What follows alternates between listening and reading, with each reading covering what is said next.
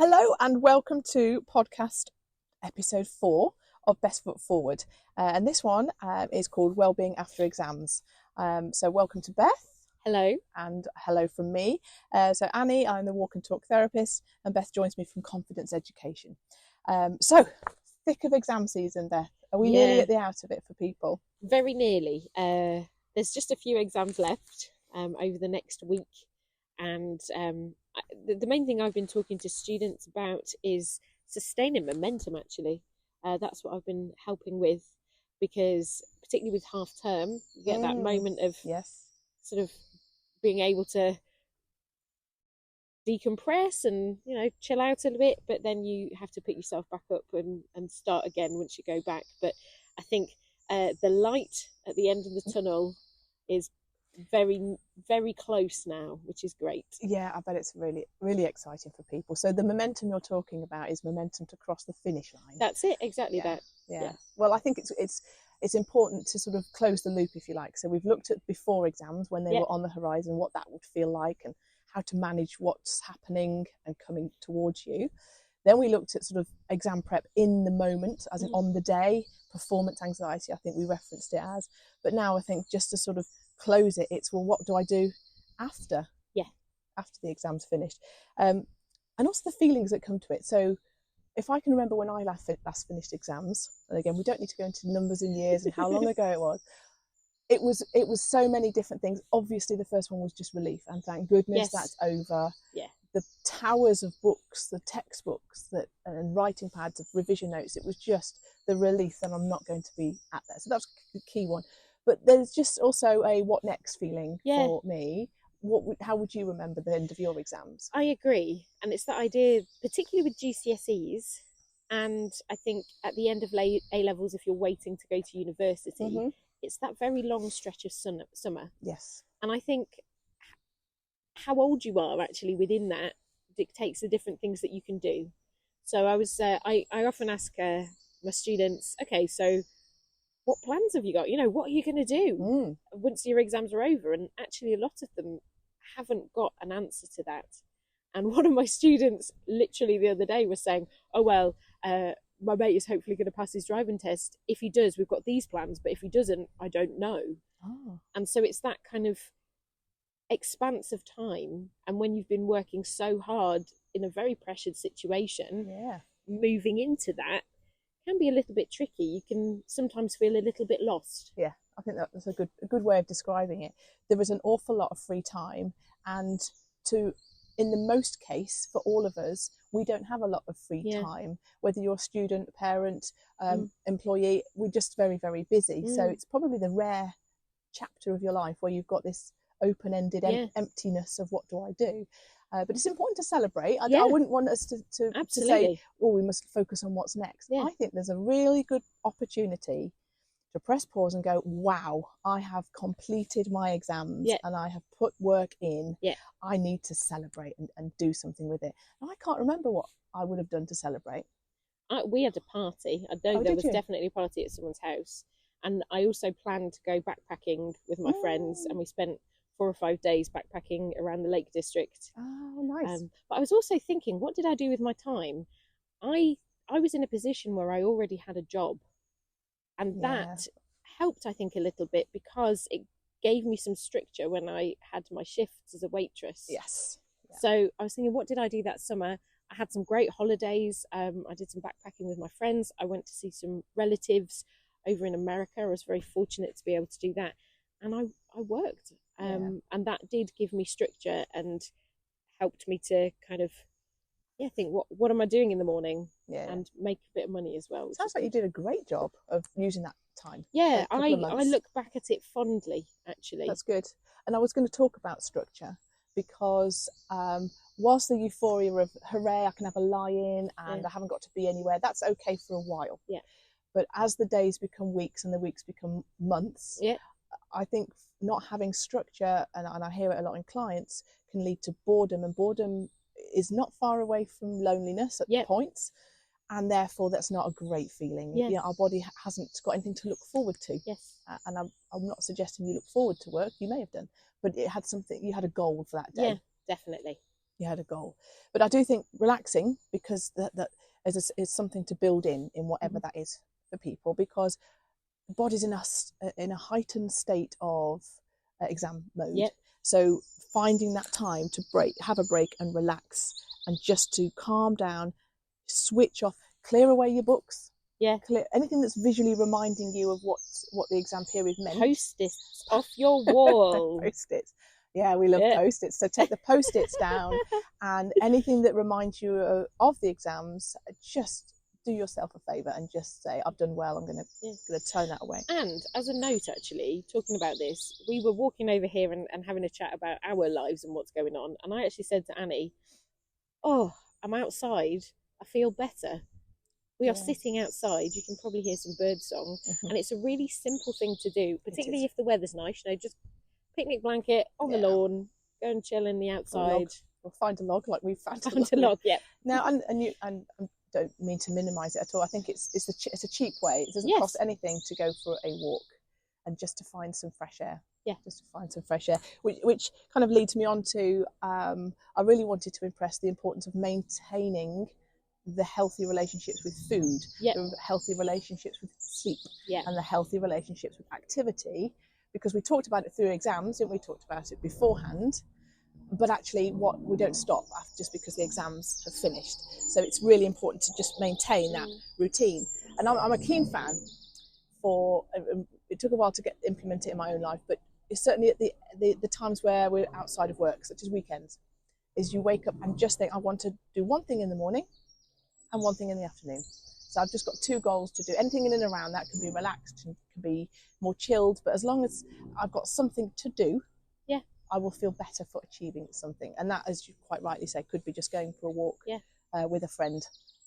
But having something in there, really, really important stuff. It boosts our physical health. We know that our health of our body and our mind are intrinsically linked. You've got all the endorphins.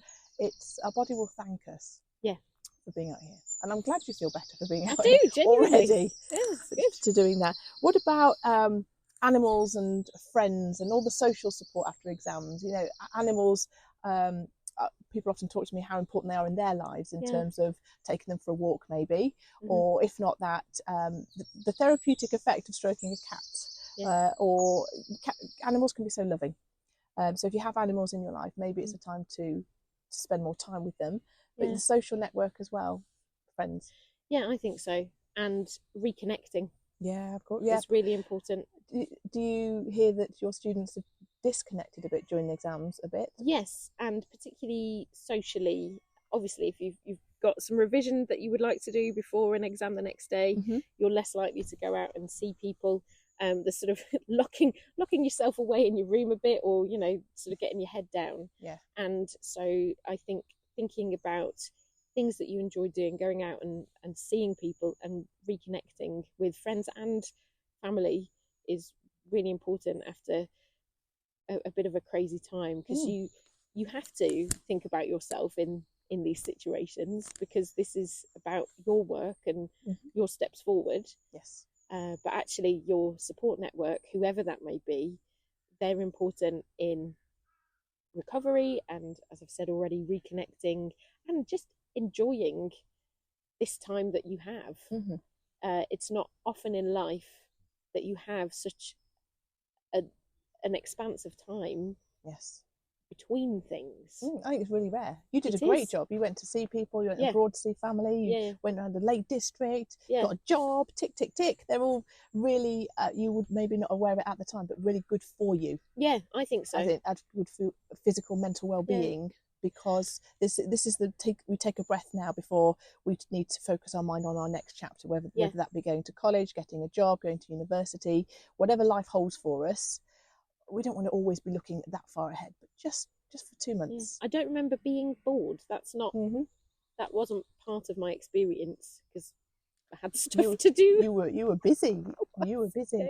But yeah, if there are people you don't normally have time to see, let's put that in. If there's a small something you wanted to learn that was completely vocational, away from the academic world, that I want to learn how to do something, ice cakes. I don't know why I said Yeah. that one, but I'm going to go and just do something, or going to go with a mate and we're going to do something different. Just have a break from what you've known for the last few months. Yeah. I think is good.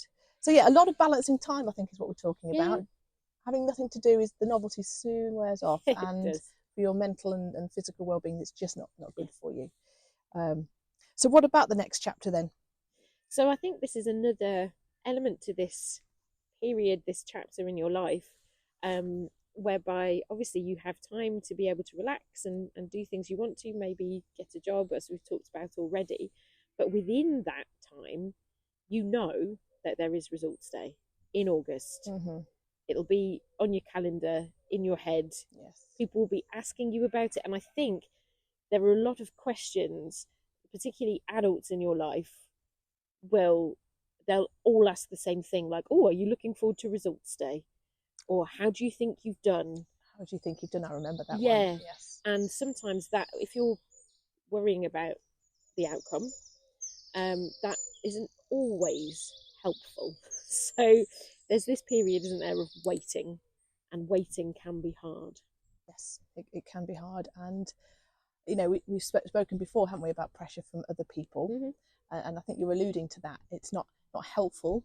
And if someone feels able to say to their adults in their life, could we not talk about it till nearer the time? You know, just to sort of give yourself a bit of space to not think about it, because you've just been working for it. So, but results day, yeah, very. It comes. Even the media talk about it. Yes, they say it's coming, and a higher or lower percentage passed or failed than last year. And it's very much a conversation that we hear a lot. But experiencing, you know, if your results are as you hoped and planned, and they give you all the things that you need to do, the things that you wanted to do next, then that's brilliant. Yes. We have the opportunity for another celebration at that point.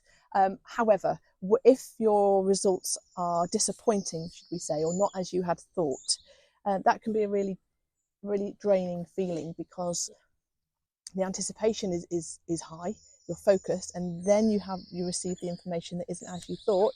You know, that's not a great feeling.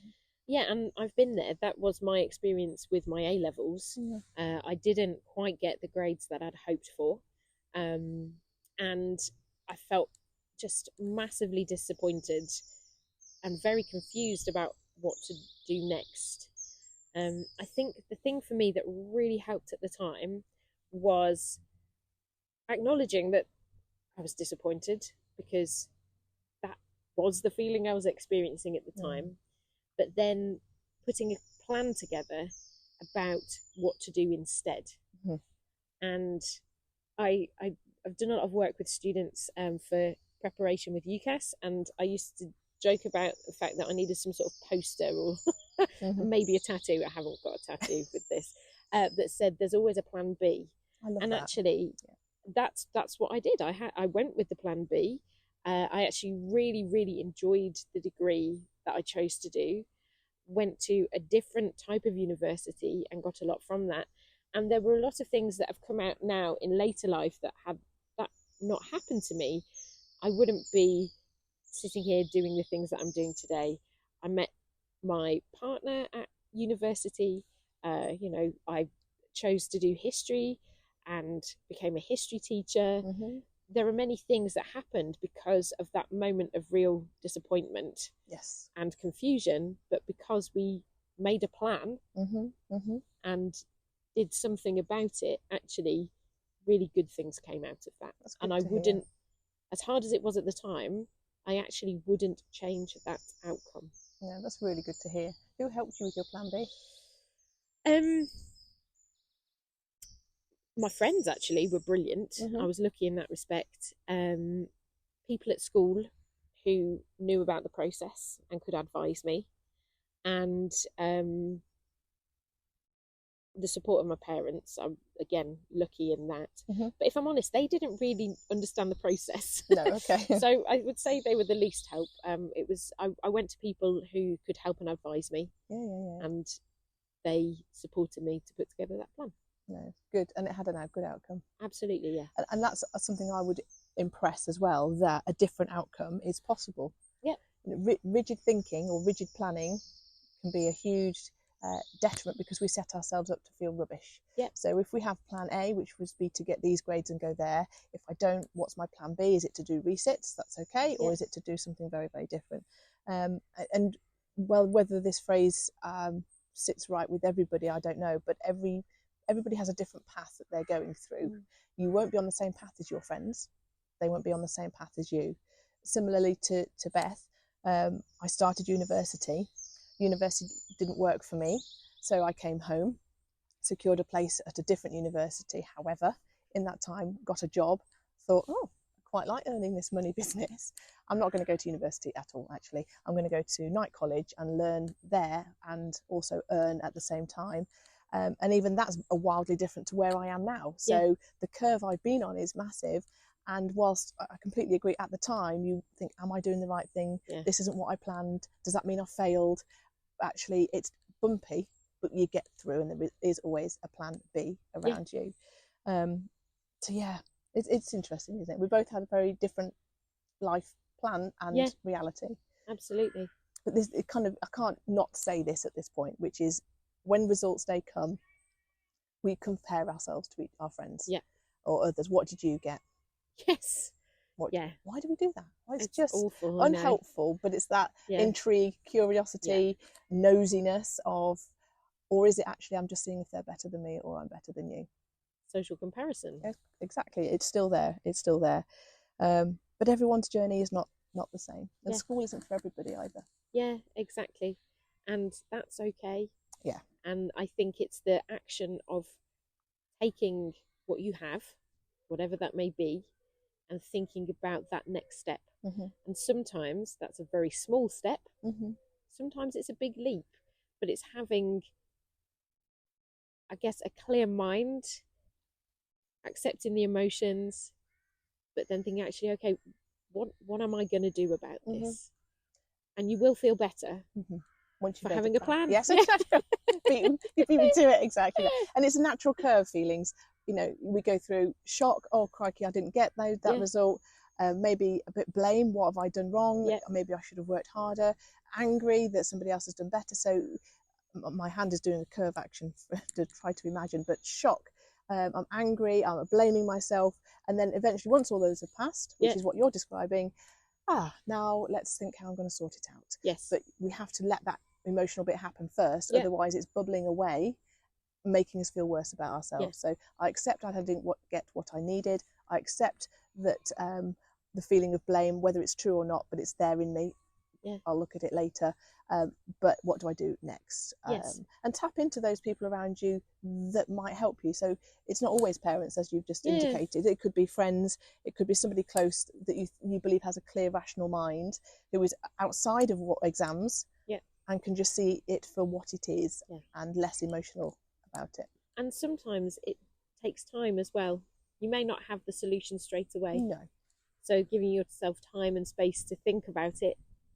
I'm really quite visual, and I also like to put things on paper. So for me, I will write down thoughts, feelings, plans, and then use that to help me to make decisions. Not everybody works like that, but that's certainly what I do, even now. And I guess this is to take away from the conversation that we've had. We're talking about exams, but actually this is about many things that happen in life. You know, whether you get a job or not, whether you get the house that you want. You know, there are many things in life where things don't work out as we expect, and it's about how you react to that and take action as a consequence of the thing that's happened. Because there's always a plan B. There is always a plan B. Yeah, and that offers some comfort, I think. It's not A or nothing. Perhaps I should get that tattoo. I'm going to buy you a T-shirt. That's better. Can we go T-shirts before tattoos?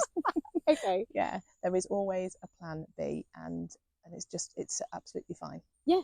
And if plan B, A was your absolute must-have, then plan B will gear you up to go back in and try plan A again. Yeah. So absolutely. But I think it's very normal. I would close with it's very normal to have a lot of different experiences about the build up to results day and on the results day. It's just very, very normal. So what can I do to look after myself? All those things we've said, all the sleep, all the good food, all the activity, walking. I would advocate massively. It's just such an easy way to get some headspace. Yeah. And if you wanted to use somebody as a sounding board for whatever plan B would be, take somebody on that walk with you and say, I've just been thinking this through. What are your thoughts? Walk and talk. Well, who knew? About the plan B. About exactly that. It's got a myriad of benefits to it. Yes. So, no, I think there's a lot to be said for that 2 months. It's a mixture, isn't it? Of amazing, hooray, I finished, to crikey, this is a big day that's about to come up in August. How am I going to handle it? So as young adults, this is quite testing as a life skill opportunity of feelings of amazingness, maybe disappointment, but also the planning skills for the next chapter. So it's gearing them all up. Yeah, you can do this. Yeah. And good luck. Yeah, good luck, everybody. Yeah. No, I enjoyed that. Thank you, Beth. Pleasure. So our next episode, we are going to be looking at something called conditions of worth.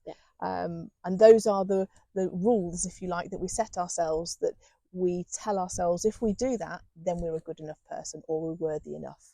And we're just going to explore how much truth there is in that, who gives us those conditions, and maybe we could set our own rules for what makes us a good person.